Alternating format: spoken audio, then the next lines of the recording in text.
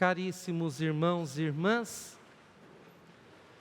como é linda a liturgia da palavra que foi proclamada para nós hoje, nesta quarta-feira de cinzas, no início do tempo quaresmal. Hoje é um dia de jejum, abstinência e oração.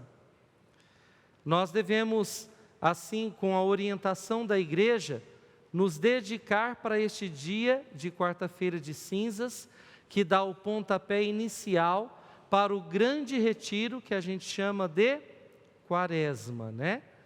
A exemplo de nosso Senhor Jesus Cristo, nós também nos colocamos neste caminho de conversão, de olhar para dentro de nós mesmos, detectarmos aquilo que precisa ser corrigido, para então nós nos convertermos e chegarmos até Deus. O deserto é o lugar de encontro com Deus. Por isso a Quaresma é um grande deserto no qual nós devemos nos inserir, né? O deserto do silêncio. Hoje nós estamos inseridos em um mundo muito badalado, não é? Com muitos ruídos, com muitas vozes, muitos dizeres, muitos gritos. E tudo isso acaba que por nos atrapalhar na comunicação com Deus. Então, vivenciar a Quaresma é, sobretudo, nos dedicarmos ao silêncio, e principalmente ao silêncio orante. Não é qualquer silêncio, é ao silêncio orante. Nos colocarmos à escuta da palavra de Deus, porque é através da palavra que Deus se comunica conosco. E quando nós fazemos silêncio, Ele nos fala diretamente ao coração, né? Diretamente ao coração. Então, na verdade, devemos remar contra a maré da nossa sociedade, não é? Remar contra a maré significa deixar de lado um pouco o ativismo que nos coloca na correria cotidiana e que nos faz muitas vezes esquecer de Deus, de nos deixar ser comunicados por Deus, ser tocados por Deus. Na liturgia da palavra, na primeira leitura da profecia de Joel, o profeta afirma para nós que Deus está inclinado a nos perdoar. Mas para que haja o perdão, é preciso o nosso auto-reconhecimento de que somos pecadores, de que somos frágeis, somos fracos. Então a gente precisa fazer um grande exame de consciência por durante 40 dias, para então, com o nosso coração contrito, não apenas rasgar as vestes, né? Porque rasgar as vestes é muito superficial. O mundo de hoje, a nossa cultura também fala que nós devemos viver na razoabilidade, na superficialidade. E o que é que Deus nos fala através do profeta na primeira leitura? Ele diz assim: eu não quero que vocês rasguem as vestes de vocês. É muito razoável, é muito superficial. Eu diria até, é muito medíocre, né? Mediano. Nós devemos rasgar o coração, é muito mais profundo do que nós pensamos. E rasgar o coração significa tê-lo como contrito.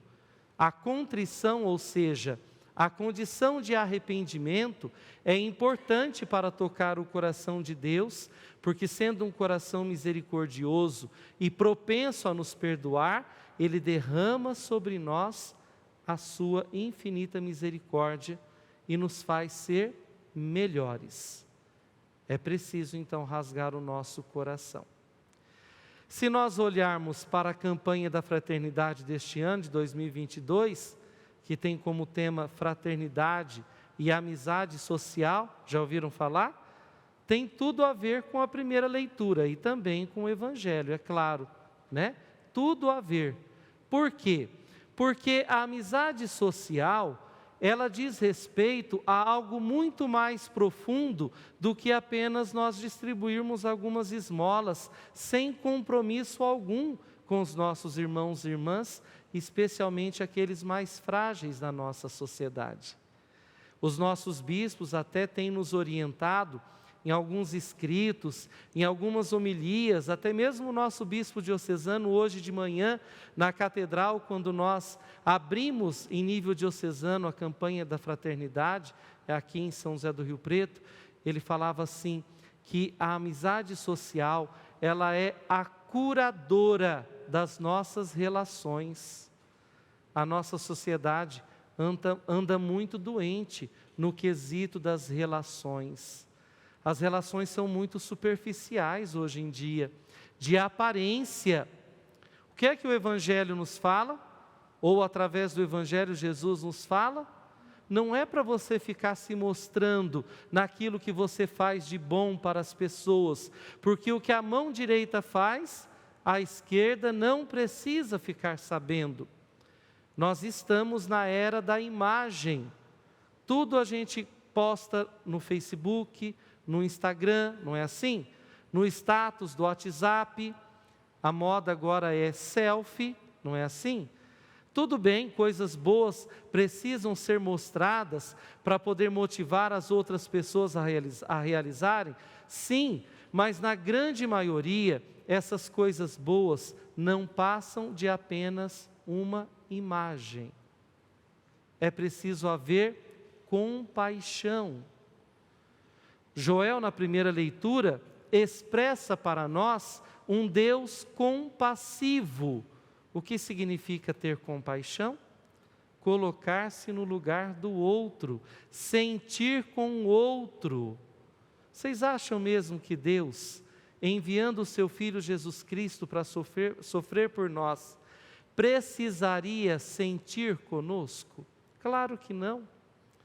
Mas essa é a maior expressão de amor que Deus tem para conosco, de nos entregar o seu Filho, para caminhar conosco, como diz São Paulo, na segunda leitura, quando escreve a segunda carta aos Coríntios, né? E São Paulo, ele se autoconsidera como embaixador de Cristo, que nos dá conselhos. Ele que não fez pecado algum, se fez pecado para nos salvar. Tem compaixão maior do que essa? Se Ele que é Deus é compassivo para conosco, o que é que resta para cada um de nós?